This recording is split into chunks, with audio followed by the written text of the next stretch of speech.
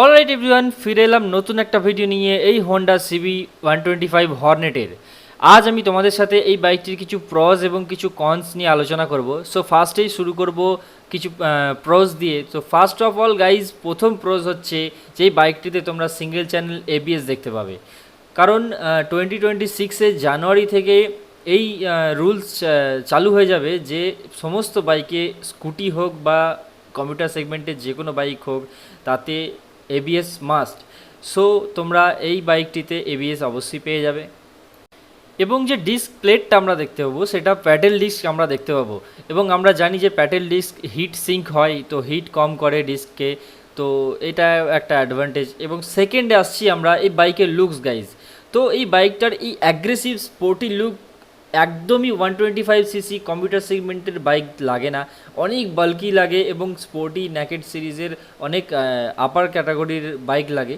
So এটাও একটা advantage যে তোমরা যারা ইয়ং জেনারেশনের ছেলেরা তোমরা একটা স্পোর্টি লুকের বাইক চাইছো তারা নিতে পারো। এবং থার্ড অ্যাডভান্টেজের দিকে আসছি, সেটা হচ্ছে গাইজ 4.2 ইঞ্চি টিএফটি কালার ডিসপ্লে। সো এই বাইকে আমরা 4.2 ইঞ্চি টিএফটি কালার ডিসপ্লে তো পাবোই, তার সাথে সাথে আমরা অনেক ইনফরমেশান পাবো এবং আরপিএম মিটার পর্যন্ত আমরা পাবো একটা কম্পিউটার সেগমেন্টের বাইকে। এবং গাইজ ফোর্থ অ্যাডভান্টেজ হচ্ছে গোল্ডেন কালার ইউএসডি ফক্স। তোমরা ডিসপ্লেতে ভিডিওতে দেখতেই পাচ্ছ গাইজ, এই বাইকটির ফ্রন্টে গোল্ডেন কালারের USD Fox upside down Fox দেওয়া আছে, যেটা এই সেগমেন্টের ফার্স্ট এই বাইকটিতে গোল্ডেন কালার ইউএসডি ফক্স আমরা দেখতে পাবো। এবং গাইজ কম্পিউটার সেগমেন্টের এই ফার্স্ট যেটা আমরা পাবো এই বাইকটিতে সেটা হচ্ছে 12 লিটারের ফিউল ট্যাঙ্ক, এবং এটা হচ্ছে আমাদের ফিফথ অ্যাডভান্টেজ। সো আমরা 12 লিটারের ফিউল ট্যাঙ্ক আমরা এই সেগমেন্টের অন্যান্য কোনো বাইকে পাবো না। 10 বা 11 লিটার আমরা অবধি দেখতে পাবো, এবং ফার্স্ট এই বাইকটিতে আমরা 12 লিটার দেখতে পাবো, যেটা প্রায় অ্যাপ্রক্স 600+ কিলোমিটার পার ফুল ট্যাঙ্ক মাইলেজ আমরা পেয়ে যাব। এবং গাইজ আরও একটা অ্যাডভান্টেজ এই বাইকটির আছে, যেটা হচ্ছে নাম্বার 6th অ্যাডভান্টেজ। সেটা হচ্ছে এই বাইকের ওয়েট।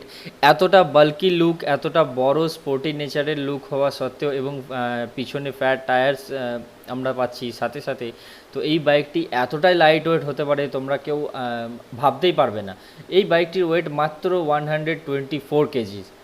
এবং গাইজ এই বাইকটির আরও অনেক অ্যাডিশনাল ফিচার্স আছে, যেমন আমরা ইঞ্জিন গার্ড পেয়ে যাব, এবং লাইটস আমরা অল এলইডি পেয়ে যাব, সাথে সাথে পিছনে 110 সেকশনের টায়ার পেয়ে যাব, সামনে 80 দেওয়া আছে, যেটা আমার মনে হয়েছে যে 90 হলে ভালো হতো।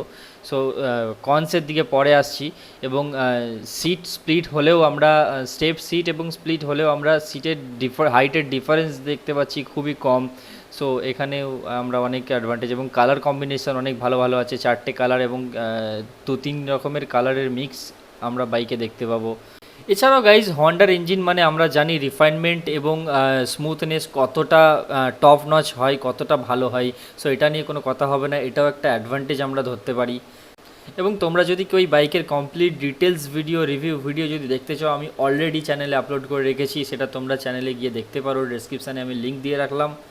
এরপর আসছি গাইজ কনসের দিকে। সো যেমন এই বাইকটির কিছু প্রোজ আমরা দেখতে পেয়েছি, তেমন কিছু কনসও আছে, সেগুলো আমি এবার তোমাদের সাথে আলোচনা করছি। কারণ সব বাইকেরই কিছু কিছু প্রসের সাথে কিছু কিছু কনস থাকে। সো সেই ডিসঅ্যাডভান্টেজগুলো কী, এই বাইকটা নিলে কী কী প্রবলেম ফেস করতে পারো তোমরা, সেটা আমি আলোচনা করছি। সো বাইকটা নেওয়ার সময়তেই যে ফার্স্ট ডিসঅ্যাডভান্টেজটা ফেস করতে হবে সেটা হচ্ছে গাইজ এই বাইকের প্রাইস, যেটা হচ্ছে 1.30 লাখ অন রোড, যেটা আমার মনে হয়েছে অনেকটাই অতিরিক্ত হয়ে গেছে, অনেকটাই হায়ার হয়ে গেছে। সো আরেকটু কম হলে হতো, আন্ডার 25,000 হলে ভালো হতো। নেক্সট ডিসঅ্যাডভান্টেজ যেটা, সেটা হচ্ছে গাইজ এই বাইকের ফ্রন্ট লুক। ফ্রন্ট লুক তোমরা ভিডিওতে দেখতে পাচ্ছ গাইজ কতটা, অনেকগুলো এলইডি লাইটস দিয়ে দিয়েছে, যার জন্য একদমই মানে কেমন ছোটো বাচ্চা লুক লাগছে, ফানি টাইপের হয়ে গেছে, অনেকটা কার্টুনের মতো। সো এটা আরেকটু ভালো ইমপ্রুভমেন্ট করতে পারতো এরা। এরপর যে ডিসঅ্যাডভান্টেজটা সেটা হচ্ছে গাইজ সিট নিয়ে। সিটের হাইট ম্যাটার নয়, বাট সিটটা তোমরা যদি নোটিস করো ভিডিওতে, দেখো যে রাইডারের সিট যেটা আছে ফ্রন্টে, সেটা অনেকটাই লম্বা করা আছে, এরিয়া দেওয়া আছে। এবং পিলিয়ানের বসার জন্য যে সিটটা আছে সেটা খুবই ছোট, তোমরা ভিডিওতে দেখতে পাচ্ছ। সো এটাতে আমার মনে হয় না যে পিলিয়ান রাইডার যে বসবে সে কমফোর্টেবলভাবে বসতে পারবে। সো এই মতামতটা তোমরা একটু জানিও কমেন্ট করে। সো গাইজ এই বাইকটার আরেকটা ডিসঅ্যাপয়েন্টিং থিংস যেটা হচ্ছে সেটা এই বাইকের টায়ার্স। সো আমার মনে হয় যে এই বাইকের টায়ার্স লুক ওয়াইজ আর একটু ফ্যাট হতে পারতো, তাহলে বাইকটার লুকটা আরও এনহ্যান্স করতো। সো গাইস, এই ছিল কিছু প্রজ এবং কনস। তো তোমাদের কি মতামত এই পয়েন্টগুলো নিয়ে সেটা তোমরা অবশ্যই কমেন্ট করে জানাবে, এবং আরও কিছু যদি মিস হয়ে থাকে, আরও কিছু অ্যাডভান্টেজ ডিসঅ্যাডভান্টেজ তোমরা নোটিস করে থাকো সেটাও কমেন্ট করে জানাবে। এবং এই ভিডিওটা এখানেই শেষ করছি, আজকে আর বেশি লম্বা করব না। সো ফিরে আসবো নতুন আবার ভিডিও নিয়ে। স্টে টিউনড অ্যান্ড সাবস্ক্রাইব করতে ভুলবে না।